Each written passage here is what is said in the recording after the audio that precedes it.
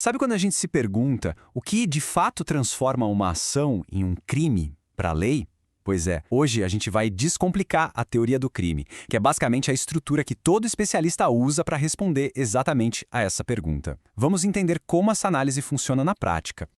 No nosso dia a dia, a gente tem uma noção, do que é crime. Mas olha, para o direito, a resposta é muito mais técnica, muito mais metódica. Existe uma estrutura, quase uma fórmula por trás dessa definição. E é essa fórmula que a gente vai desvendar agora. Então, essa tal fórmula é o que se chama de teoria tripartida, que é a visão que domina aqui no Brasil. Para algo ser considerado crime, tem que dar um check em 3 coisinhas obrigatórias. O fato tem que ser típico, tem que ser ilícito e a pessoa, o agente, tem que ser culpável. Pensa num checklist de 3 itens mesmo, sabe? Precisa marcar todos os 3, sem exceção. Para ficar ainda mais fácil de visualizar, vamos imaginar uma escada. Uma escada com 3 degraus. Para uma ação ser considerada crime, ela tem que subir esses 3 degraus, direitinho, em ordem. Se a análise empacar no primeiro degrau ou no segundo, ela não chega lá no topo. E se não chega no topo, adivinha? Não temos um crime. Beleza? Então vamos começar a subir essa escada.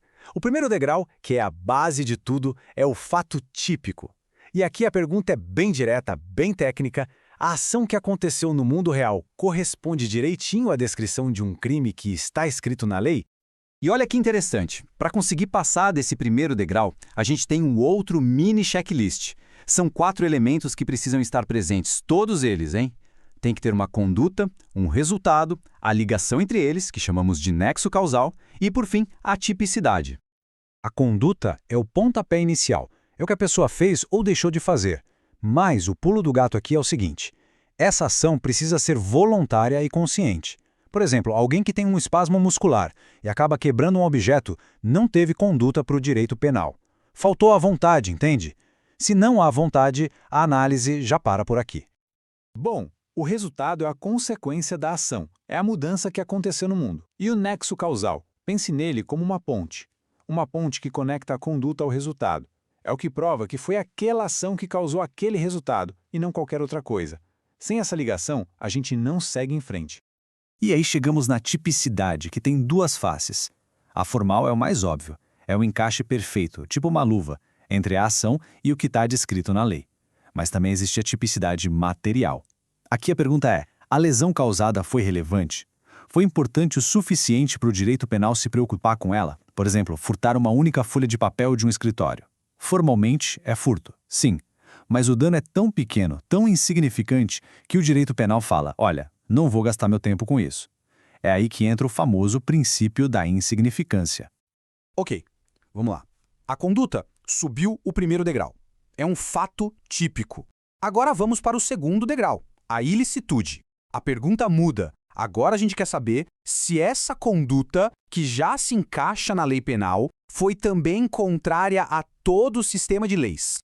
E aí vem uma parte bem interessante. Será que todo fato típico é automaticamente legal? E a resposta é: nem sempre. A própria lei prevê algumas situações bem específicas em que uma pessoa pode cometer um fato típico, como matar ou lesionar alguém, sem que isso seja considerado ilícito.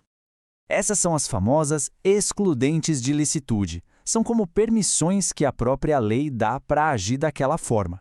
Se alguém age em legítima defesa, por exemplo, o fato é típico, mas não é ilícito. E o que acontece? A análise para bem aí, no segundo degrau, e, de novo, não há crime. Certo, vamos supor que o fato conseguiu subir os 2 primeiros degraus. Ele é típico e também é ilícito. Chegamos no topo da escada, no último degrau, a culpabilidade. E aqui o foco sai do fato e vai todo para o agente. A questão agora é: essa pessoa específica pode ser responsabilizada pelo que fez? A culpabilidade, no fundo, é um juízo de reprovação. É como se a sociedade, por meio do direito, olhasse para a situação e perguntasse: era justo exigir que essa pessoa, nessas circunstâncias específicas em que ela estava, agisse de outro jeito? Era razoável cobrar dela uma atitude diferente? E claro, essa análise também tem seu próprio checklist. Primeiro, a imputabilidade. A pessoa tinha capacidade de entender o que estava fazendo? Segundo, a potencial consciência da ilicitude. Ela tinha como saber que aquilo era proibido? E, por fim, a exigibilidade de conduta diversa. Era realmente possível exigir que ela agisse de outro modo, ou ela estava, por exemplo, sob uma pressão tão grande que era irresistível? E assim, a gente completa essa jornada pelos 3 degraus. Deu para ver que definir um crime é um processo lógico, super sequencial. Agora, para fechar com chave de ouro, vamos juntar todas as peças e recapitular essa análise. Essa imagem da escada resume tudo perfeitamente. Somente quando uma conduta sobe os 3 degraus, sendo um fato típico, ilícito e com um agente que é considerado culpável, é que a gente pode finalmente bater o martelo e dizer que, para o direito penal, houve um crime. A grande lição dessa análise toda é essa: o sistema é eliminatório. A falta de qualquer um desses 3 grandes elementos já impede que o crime se configure. Cada degrau funciona como um filtro, uma peneira indispensável no exame de qualquer conduta. E para finalizar, fica a reflexão. Com essa estrutura toda em mente, a gente percebe a diferença.